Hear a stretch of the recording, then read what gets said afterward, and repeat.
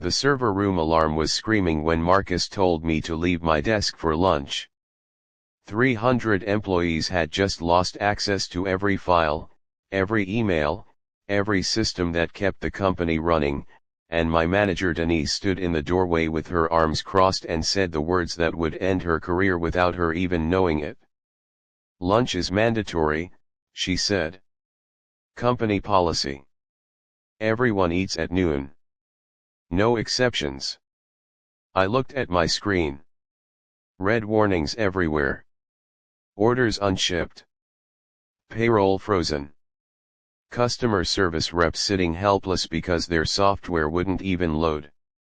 I was the only person in the building who understood the backup system well enough to fix it before the 4 o'clock shipping deadline. And Denise wanted me in the break room eating a sandwich. I said okay. "I want you to understand something about me before I go further. I am not a rebellious person.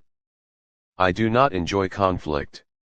I had spent 6 years at that company quietly fixing things nobody else could fix, and I never once complained when I stayed late without extra pay. But Denise had spent those same 6 years treating me like a tool she owned instead of a person she worked with, and that day, she handed me the perfect weapon without realizing it. I saved my progress, closed my laptop, and walked to the break room exactly on time. The mandatory lunch policy was real. It had been written into the employee handbook 2 years earlier by upper management, back when a wave of burnout complaints forced HR to create rules protecting break times. Nobody enforced it seriously.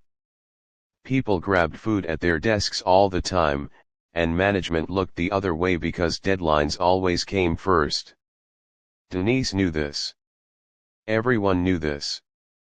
But that morning she was furious because I had pushed back on an unrelated request, and this was her way of putting me in my place.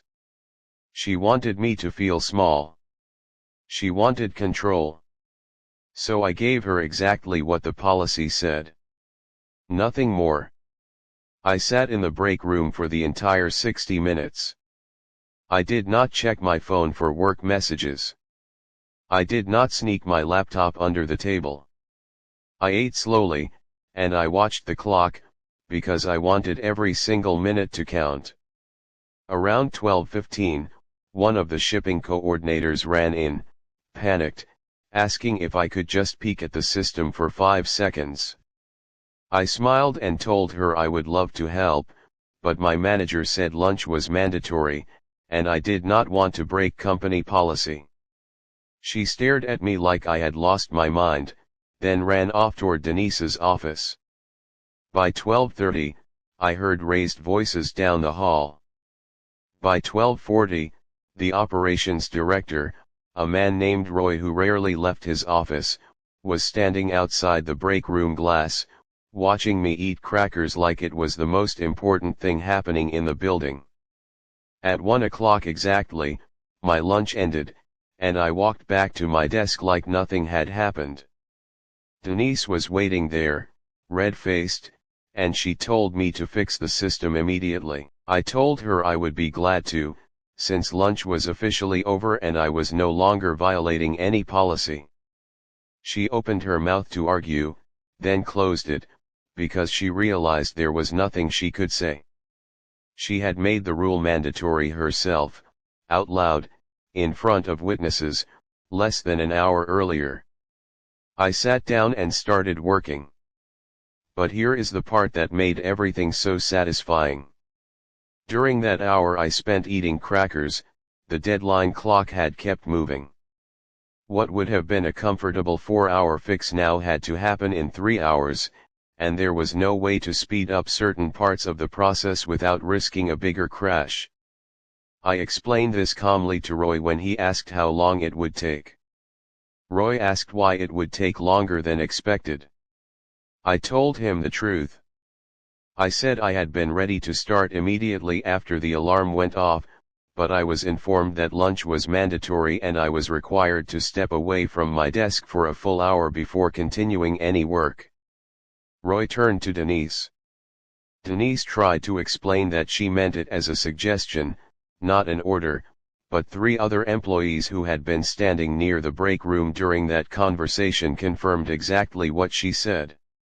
Lunch is mandatory. No exceptions. Her own words, spoken loudly enough for half the department to hear. I worked through the afternoon, moving as fast as I safely could, but the shipping deadline came and went before I finished. 42 orders missed same-day processing. The client on the largest account called the CEO directly to ask why his shipment was delayed, and the answer that came back through the chain of command was almost too perfect to believe. A manager had ordered the only engineer capable of fixing a system-wide crash to stop working and eat lunch instead, during an active emergency. The CEO wanted answers within the hour. I was called into a meeting with Roy, HR, and eventually the CEO himself. I told them exactly what happened, calmly and without exaggeration, because I did not need to exaggerate anything. I explained that I take company policy seriously, and when my direct manager told me lunch was mandatory, I followed her instructions precisely as given. I said I assumed she had a good reason for stopping the fix, since she was my supervisor and I trusted her judgment. Nobody in that room could argue with an employee who simply did what he was told. HR pulled the security footage from the break room to confirm the timeline. They confirmed I sat there for exactly 60 minutes, did not touch a laptop, and left the moment lunch ended. They confirmed Denise had approached me at my desk and given the order directly, in front of witnesses, during a declared emergency. There was no ambiguity left to hide behind. Denise tried to say the crash was more important than any policy, that I should have used common sense, but that argument fell apart instantly, because forcing common sense onto an employee while simultaneously threatening consequences for skipping mandatory lunch is not leadership. It is exactly the kind of contradiction that makes companies lose lawsuits, and everyone in that meeting knew it. 3 days later, Denise was moved to a different department with a title that sounded important but controlled nothing. No team. No direct reports. A demotion dressed up in nicer language so the company could avoid an ugly headline. I heard through a friend in HR that the CEO personally reviewed the incident and used the phrase catastrophic failure of judgment during executive discussions about her role. I was given a raise and a new title recognizing me as the lead systems specialist, along with a formal note in my file thanking me for handling a difficult situation professionally. Nobody ever mentioned the mandatory lunch policy to me again. It quietly disappeared from casual conversation, though technically it still exists somewhere in a handbook nobody reads. Every once in a while, when someone in the office suggests I might be working through my lunch too often, I smile and remind them that I always take my full hour when it is required. They usually laugh, not fully understanding why that sentence makes me smile the way it does. Denise transferred to another building a few months later, and I never worked with her again. I still think about that day sometimes, not with anger, but with a strange kind of gratitude. She handed me a rule she assumed would embarrass me into obedience, and instead it became the exact tool that ended her authority over my work forever. I never raised my voice. I never argued. I never broke a single rule. I just did precisely what I was told, at precisely the moment I was told to do it, and let the consequences speak for themselves.